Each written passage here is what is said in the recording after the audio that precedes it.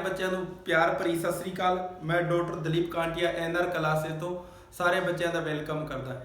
ਅੱਜ ਜਿਹੜਾ ਬੱਚੇ ਅਸੀਂ ਤੁਹਾਡੇ ਨਾਲ ਜੋ ਜੁੜਨਾ ਚਾਹ ਰਹੇ ਜਾਂ ਜੋ ਤੁਹਾਡੇ ਨਾਲ ਅਸੀਂ ਗੱਲ ਕਰਨਾ ਚਾਹ ਰਹੇ ਆਪਣੇ YouTube ਚੈਨਲ ਦੇ ਉੱਤੇ, ਉਹ ਜਿਹੜਾ ਸੰਡੇ ਨੂੰ ਜੋ ਐਗਜ਼ਾਮ ਹੋਣਾ ਹਾਰਟੀਕਲਚਰ ਸੁਪਰਵਾਈਜ਼ਰ ਪੰਜਾਬ ਦੇ ਅੰਦਰ, ਉਸ ਦੇ ਬਾਰੇ ਹਾਰਟੀਕਲਚਰ ਦੇ ਅੰਦਰ ਜਾਂ ਹਾਰਟੀਕਲਚਰ ਦੇ ਅੰਦਰ ਕਿੱਦਾਂ ਦੇ ਕੁਐਸਚਨਸ ਪੁੱਛੇ ਜਾ ਸਕਦੇ ਆ ਤੁਹਾਡੇ ਤੋਂ, ਜਾਂ ਕਿਸ ਤਰ੍ਹਾਂ ਦੇ ਇਨਫੋਰਮੇਸ਼ਨਸ ਜਿਹੜੀ ਹੈਗੀ ਤੁਸੀਂ ਧਿਆਨ 'ਚ ਰੱਖਣੀ ਹੈ।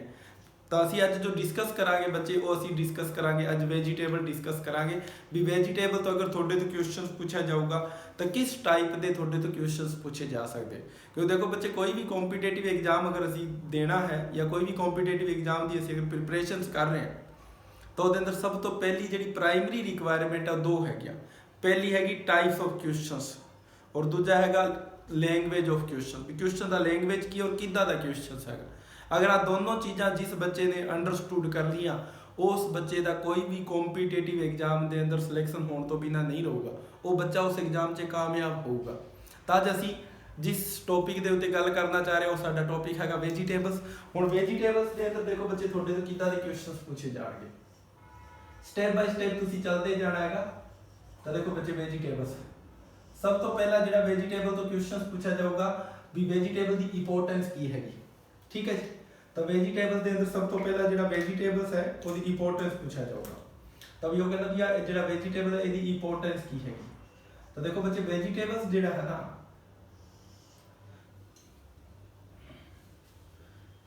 तो पहला जो बच्चे वेजीटेबल्स हैगा वो कहना भी जो वेजीटेबल है rich in vitamins and minerals. Vitamin और मिनरल्स के अंदर की है वेजीटेबल जो है रिच है। क्लीयर। फिर थोड़े तो पूछा भी किहड़े मिनरल्स होंगे वेजीटेबल के अंदर। तो वेजीटेबल के अंदर बच्चे कैल्शियम, आयरन एंड फॉस्फोरस, आ मिनरल्स जो है मोस्ट कॉमनली वेजीटेबल के अंदर प्रेजेंट होंगे। ठीक है जी। सेकंड क्वेश्चन पूछा जाऊगी जो पहला तुसीं कि वेजीटेबल जो है विटामिन और मिनरल्स के अंदर रिच हैगी बच्चे। सेकंड जो इंपोर्टेंट पूछा जाए वो वेजीटेबल्स जो है बच्चे, वो देखो की है बैलेंस डाइट के अंदर काउंट होंदा गा। जो बच्चे कोई भी परसन अगर वो बैलेंस डाइट ले रहे हैं, जिन्ना बॉडी को रिक्वायरमेंट है न्यूट्रेंट मिनरल्स, अगर उन्होंने राइट अमाउंट के अंदर अगर कोई भी परसन कंज्यूम कर रहा है या खा रहा है, तो उस परसन को किसी तरह की बीमारी, किसी तरह की डिजीज की प्रॉब्लम नहीं आएगी।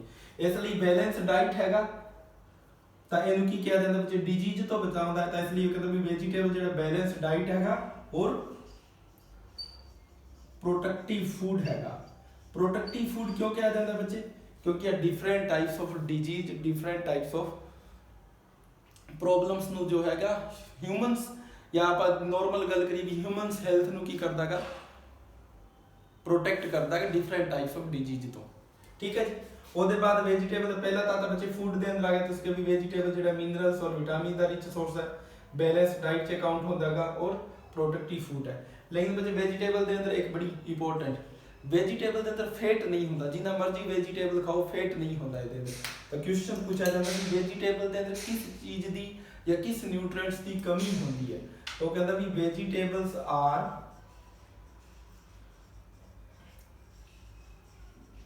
Deficient in fat. फैट के अंदर डेफिशिएंट ओनली 0.1% होती है। और कितनी होती है बच्चे? ओनली 0.1% होती है। तो पहला था इंपोर्टेंस, तो कोई एक क्वेश्चन पूछा जाऊगा थोड़े तो।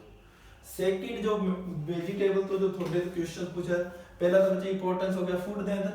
सेकंड जो इंपोर्टेंट थोड़े तो जो क्वेश्चन पूछा जाऊगा वो पूछा जाऊगा न्यूट्रिएंट मेडिसिनल प्रॉपर्टी को। डिफरेंट टाइप्स की वेजिटेबल्स है, उन्होंने मेडिसिनल प्रॉपर्टीज की है या कोई भी वेजिटेबल हो तो मेडिसिनल यूज की हैगा। ठीक है। तो नेक्स्ट जो थोड़े तो पूछा जाएगा वो पूछा जाएगा मेडिसिनल प्रॉपर्टी ऑफ वेजिटेबल्स। तो मेडिसिनल प्रॉपर्टीज ऑफ वेजिटेबल्स आ पूछा जाएगा थोड़े, जिदे अंदर सब तो इंपोर्टेंट केबेज का याद रखना है बच्चे, सेकंड अनियन का याद रखना है, और थर्ड याद रखना है अपने मेथी का। मेथी ਨੂੰ बच्चे इंग्लिश फेन्यूग्रीक किया जाता है। पहला तो थोड़े तो मेथी का फैमिली पूछा जाऊगा। जो मेथी हैगा बच्चे दी जो फैमिली है लेग्यूमिनेसी फैमिली होती है या लेग्यूम फैमिली का प्लांट हैगा। लेग्यूम फैमिली जिहड़ी हैगी बच्चे ਇਹਦਾ ਜਿਹੜਾ ਦੂਜਾ ਨਾਂ ਹੈ ਉਹ ਆਉਂਦਾ ਆਪਸ਼ਨ 'ਚ ਲੈਗਿਊਮ नहीं ਆਊਗਾ और ਉੱਥੇ ਆਪਸ਼ਨ 'ਚ ਮੇਥੀ भी नहीं ਆਊਗਾ। क्वेश्चन ਆਊਗਾ फेन्यूग्रीक। फेन्यूग्रीक ਦਾ फैमिली पूछा जाऊगा और ऑप्शंस या तो बच्चे लेग्यूमिनेसी आऊगा या पेप्लियोनेसी वर्ड आऊगा और या क्या होगा बच्चे लेग्यूम वर्ड आऊगा और या होगा बच्चे फबेसी। इदा का क्वेश्चन आऊगा। क्लियर। तो आप मेडिसिनल की गल करें भी मेथी का मेडिसिनल मेथी यानी फेन्यूग्रीक मेथी का या फेन्यूग्रीक का इंपॉर्टेंट क्वेश्चन जो हैगा की पूछा जाऊगा फैमिली पूछा जाऊगा। तो याद रखना पेप्लियोनेसी या फबेसी या लेग्यूमिनेसी। हुन मेडिसिनल प्रॉपर्टी तो क्वेश्चंस की होगा। पहला थोड़े तो पूछा जाऊगा कैबेज का मेडिसिनल प्रॉपर्टी दसो की हैगा। तो जेड़ा बच्चे कैबेज है ओदा मेडिसिनल प्रॉपर्टी जेड़ा एंटी कैंसर होता है। तो कहता भी कैबेज के अंदर वजह की है जेड़ा कैंसर तो बॉडी को प्रोटेक्ट करता है। तो कहता भी कैबेज के अंदर एक केमिकल है जो एंटी कैंसर प्रॉपर्टी होती है और उस केमिकल का नाम हैगा इंडोल 3-कार्बिनोल। ठीक है जी। तो इंडोल 3-कार्बिनोल आ केमिकल है। आ केमिकल की करता बच्चे कैंसर तो प्रोटेक्ट करता बॉडी। तो थोड़े क्वेश्चन पूछो anti cancer property of cabbage is due to indole three carbinol. Second जो थोड़े तो पूछा जाऊगा बच्चे मेडिसिनल प्रॉपर्टी के अंदर फेन्यूग्रीक का पूछा जाऊगा। फेन्यूग्रीक के अंदर बच्चे एक केमिकल होता है जिसका नाम है डायोसजेनिन। की नाम जी बच्चे डायोसजेनिन। हुण आ जिहड़ा डायोसजेनिन है बच्चे इसका मेडिसिनल यूज है और आ डायोसजेनिन जो केमिकल हैगा इसका मेडिसिनल यूज की है देखो। तो यदि बच्चे कॉन्ट्रासेप्टिक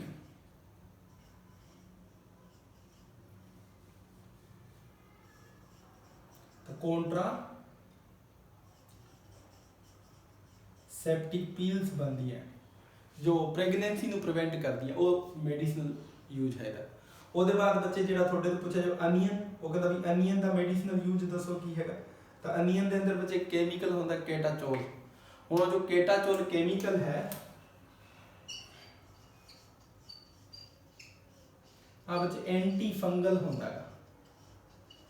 ਤਾਂ ਤੁਹਾਡੇ ਤੋਂ ਕੁਐਸਚਨ ਪੁੱਛਿਆ ਜਾਊਗਾ anti fungal property of onion is due to catechol. थोड़े तो सीधा होगा anti fungal property of onion. तो आंसर की होगा बच्चे केटाचोल। उसी तरह क्वेश्चन होगा anti cancer property of cabbage तो इंडोल 3-कार्बिनोल। उसी तरह होगा मेडिसिनल यूज ऑफ फेन्यूग्रीक तो कॉन्ट्रासेप्टिक पिल्स बनती है। डायोसजेनिन केमिकल होता है। डायोसजेनिन केमिकल जेड़ा बच्चे प्रेगनेंसी ਨੂੰ प्रिवेंट करता है। उसी तरह अनियन के अंदर एक और केमिकल होता है और उस केमिकल का नाम हैगा बच्चे क्यूरसेटिन। तो दूसरा केमिकल जेड़ा अनियन के अंदर हैगा वो हैगा क्यूरसेटिन। हुण आ जेड़ा बच्चे क्यूरसेटिन है हुण इस क्यूरसेटिन तो देखो क्वेश्चंस की पूछा जाऊगा। क्यूरसेटिन तो दो क्वेश्चन पूछे जाएंगे। पहला जेड़ा क्यूरसेटिन जो अनियन के अंदर होता है अनियन के अंदर येलो कलर लिए रिस्पोंसिबल होता है। तो पहला तो क्वेश्चन पूछे भी अनियन का येलो कलर कादी वजह करके होता है। तो क्यूरसेटिन की वजह करके होता है। सेकंड पूछा भी इस क्यूरसेटिन का यूज की हैगा। तो ਇਹਦਾ ਜਿਹੜਾ ਬੱਚੇ यूज हैगा क्यूरसेटिन का आ बच्चे एंटीऑक्सीडेंट प्रॉपर्टी होती है। एंटीऑक्सीडेंट तो एंटीऑक्सीडेंट प्रॉपर्टी है। क्लियर। तो कहता भी catechol sorry quercetin is the antioxidant property हैगा और दूसरा की है yellow colour of onion. Onion दी अंदर येलो कलर ली रिस्पोंसिबल होता है। क्लियर। तासी इंपोर्टेंस ऑफ वेजिटेबल तो जो थोड़े तो क्वेश्चंस पूछा जा सकता है। उसके बाद बच्चे थोड़े तो एरिया एंड प्रोडक्शन का क्वेश्चन भी पूछा जा सकता है। थोड़े तो क्वेश्चन पूछा जाए भी मेजर वेजिटेबल्स ऑफ पंजाब केड़ा हैगा या पंजाब के अंदर केड़ा वेजिटेबल है जो मैक्सिमम एरिया कवर करता हैगा। ठीक है जी। तो पंजाब के अंदर जो बच्चे मैक्सिमम एरिया अंडर वेजिटेबल की अगर गल करोगे मैक्सिमम एरिया अंडर वेजिटेबल अगर इस चीज़ की असी गल करांगे तो सब तो ज़्यादा एरिया जो वेजीटेबल के अंदर बचे पोटैटो के अंदर है। मेजर वेजीटेबल्स है पोटैटो पंजाब का।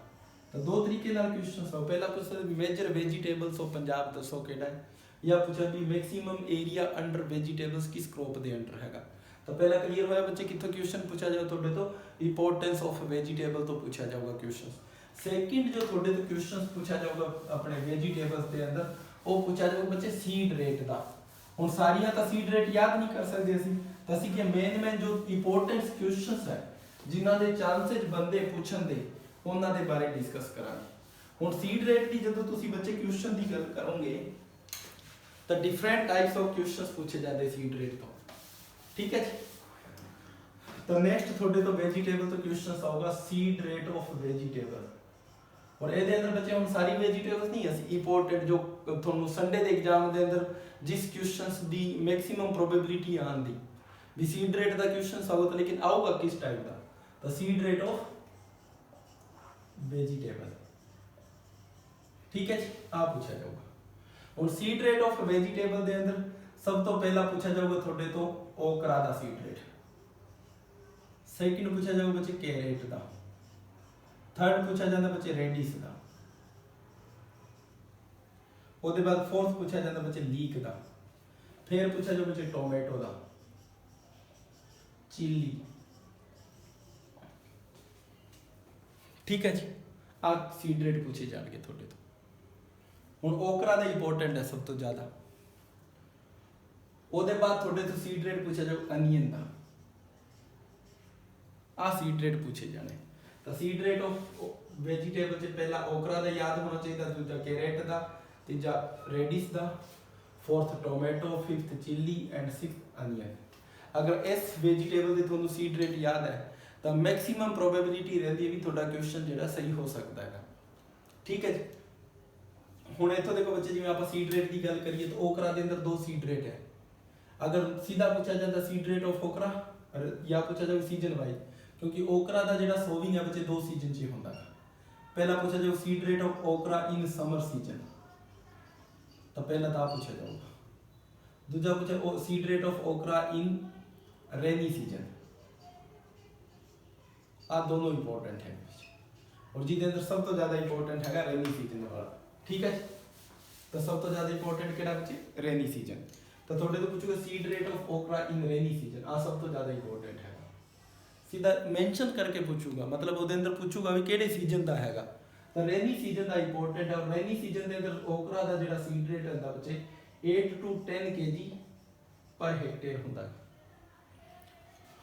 उसे तरह समर सीजन के अंदर आप अगर ओकरा की सीड रेट की गल करिए तो बच्चे 15 तो लेके 17 किलो पर हेक्टेयर होता है। उसे तरह नेक्स्ट क्रॉप सी थोड़ा कैरेट, तो कहता सीड रेट ऑफ कैरेट दसो कितना है। तो कैरेट का जो बच्चे सीड रेट है वो है बच्चे 6 to लेके 8 kg, तो 6 to 8 kg पर hectare is seed rate of carrot. फिर रेडिस है बच्चे 9 to 12 kg पर हेक्टेयर। और सब तो इंपॉर्टेंट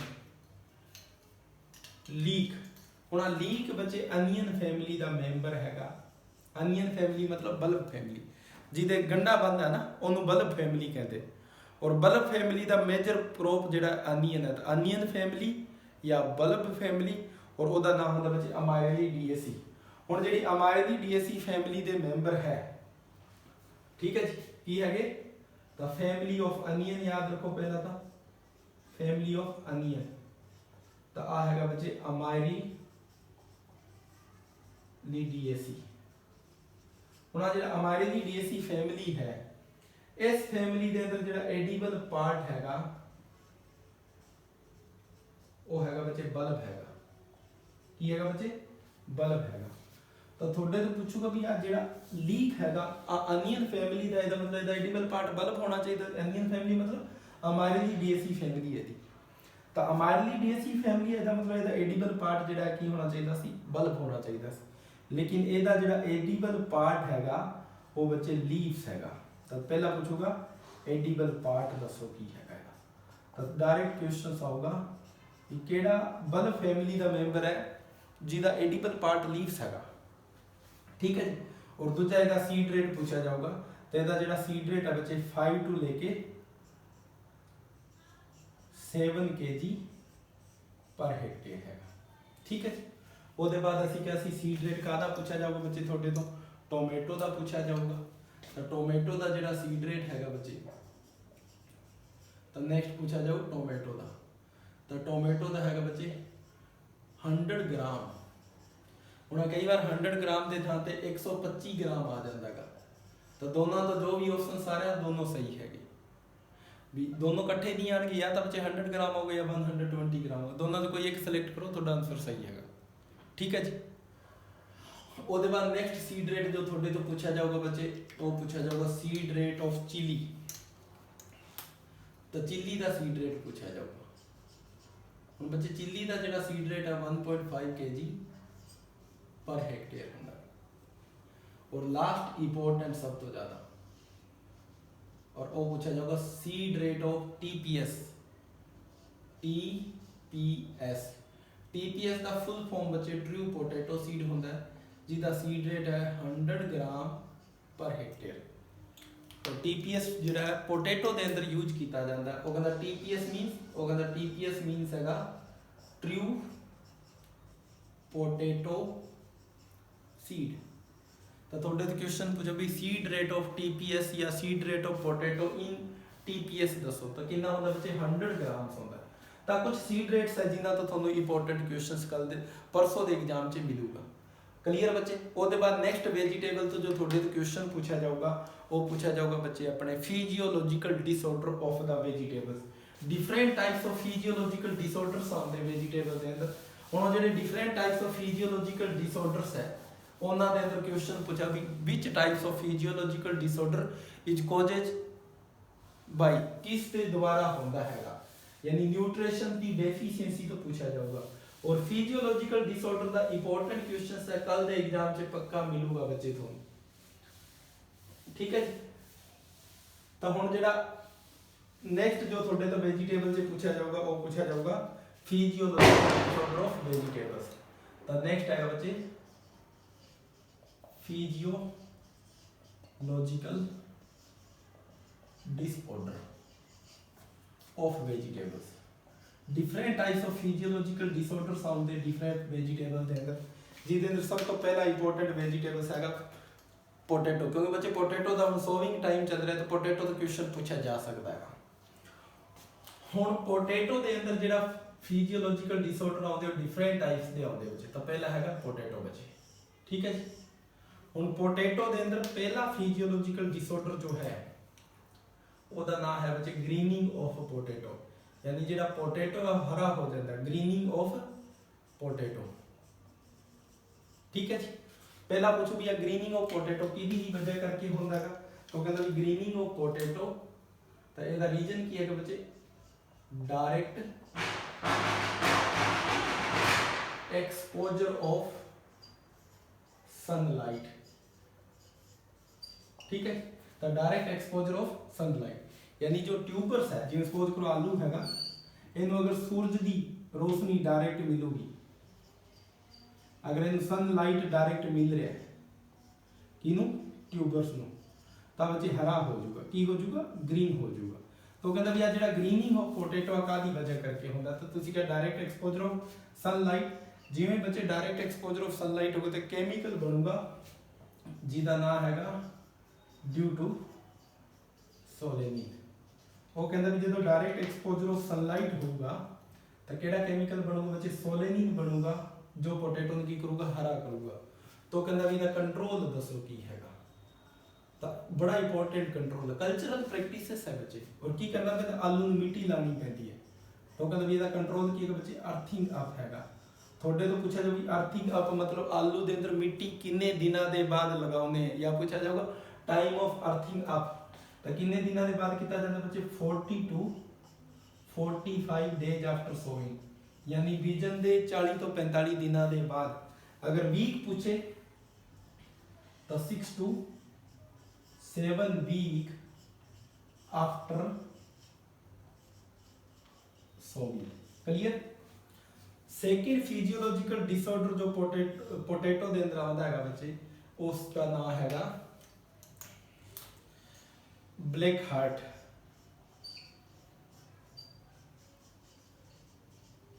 और इस ब्लैक हार्ट तो बड़ा इंपॉर्टेंट क्वेश्चन पूछा जाऊगा बच्चे। तो देखो कुछ क्वेश्चंस की पूछा जाऊगा। वो कहता भी जेड़ा ब्लैक हार्ट ऑफ पोटैटो पहला तो बच्चे फील्ड दे हुण आ देखो बच्चे फील्ड डिसऑर्डर है। आ फील्ड डिसऑर्डर नहीं हैगा, आ स्टोरेज डिसऑर्डर हैगा। तो पहला पूछा जाऊगा भी किस कंडीशन च आउंदा है, खेत च आउंदा है या जदों ਅਸੀਂ आलू ਨੂੰ स्टोर कर रखिया होता। तो जदों आलू ਨੂੰ स्टोर करदे उस टाइम पूछा जाता। तो कहता स्टोरेज डिसऑर्डर हैगा। वो कहता कादी वजह करके होंदागा, पुअर वेंटिलेशंस। जो बच्चे असी पोटैटो ਨੂੰ स्टोर कर रखा, अगर वेंटिलेशन प्रॉपर नहीं है तो की होगा बच्चे ग्रीनिंग ऑफ पोटैटो। तो पुअर वेंटिलेशंस। हुण पुअर वेंटिलेशन का मतलब की होया बच्चे, तो पुअर वेंटिलेशन का मतलब होया ऑक्सीजन की कमी। अगर ऑक्सीजन की कमी है स्टोरेज के टाइम तो ब्लैक हार्ट ऑफ पोटैटो होगा। लेकिन ये तो क्वेश्चन घूम के आता है। ਇਹਦਾ ਜਿਹੜਾ ਰੀਜਨ ਮੰਨਿਆ ਜਾਂਦਾ ਪ੍ਰੈਜ਼ੈਂਟ ਟਾਈਮ ਦੇ ਅੰਦਰ ਉਹ ਹੈਗਾ ਹਾਈ ਟੈਂਪਰੇਚਰ। ਤਾਂ ਤੁਹਾਡੇ ਤੋਂ ਕੁਐਸਚਨ ਪੁੱਛਿਆ ਜਾਊਗਾ ਵੀ ਆ ਕਿਹਦੀ ਵਜ੍ਹਾ ਕਰਕੇ, ਤਾਂ ਕਹਿੰਦਾ ਹਾਈ ਟੈਂਪਰੇਚਰ ਡਿਊਰਿੰਗ ਸਟੋਰੇਜ। ਅਗਰ ਸਟੋਰੇਜ ਦੇ ਟਾਈਮ ਟੈਂਪਰੇਚਰ ਜ਼ਿਆਦਾ ਹੈ ਤਾਂ greening of black heart of potato होगा। तो दोनों डिसऑर्डर क्लियर होए। उसके बाद थर्ड इंपॉर्टेंट डिसऑर्डर जो पोटैटो के अंदर आता है वो हैगा बच्चे तो थर्ड डिसऑर्डर। थर्ड डिसऑर्डर जो पोटैटो के अंदर आता बच्चे उसका नाम हैगा होलो हार्ट। होलो हार्ट का मतलब होता अंदरों खाली रहे। हार्ट का मतलब होता बच्चे सेंटर पार्ट। जो सेंटर पार्ट खाली है तो उन्होंने बोलिया जाऊगा होलो हार्ट। और इतने जिवें बोलते हैं ब्लैक हार्ट, तो ब्लैक हार्ट का मतलब सेंटर पार्ट यानी आलू जो विचालों है वो की होगा ब्लैक हो जाऊगा। जो विचालों ब्लैक हो रहा है तो उन्होंने कहते हैं ब्लैक हार्ट। और तो विचालों की खाली रह जाऊगा तो उन्होंने कहते बच्चे होलो हार्ट। तो थोड़े कुछ भी होलो हार्ट का दी वजह करके होंगे। तो होलो हार्ट जो है बच्चे एक्सेस यूज ऑफ नाइट्रोजन, यानी अगर नाइट्रोजन मतलब यूरिया अगर वध पाता तो होलो हार्ट होगा। दूजा होलो हार्ट के पीछे वजह जी है बच्चे वो हैगी लार्ज साइज ट्यूबर। मतलब अगर आलू वड्डा है तो लार्ज साइज ट्यूबर। अगर आ वजह है तो भी होलो हार्ट होगा। तो पहली वजह और दूजी वजह क्लियर। उसके बाद थर्ड जी वजह है वो हैगी बच्चे वाइड स्पेसिंग। वाइड स्पेसिंग का मतलब होता बिरला बीजता। तो वाइड स्पेसिंग। अगर तीन प्रॉब्लम है तो होलो हार्ट होगा। तो पहला इंपॉर्टेंट वेजिटेबल्स जो पंजाब कंडीशन की हैगी वो हैगी पोटैटो। और पोटैटो के अंदर बच्चे देखो ग्रीनिंग आता है, ब्लैक हार्ट आता है और होलो हार्ट आता है। उसके बाद ड्यूरिंग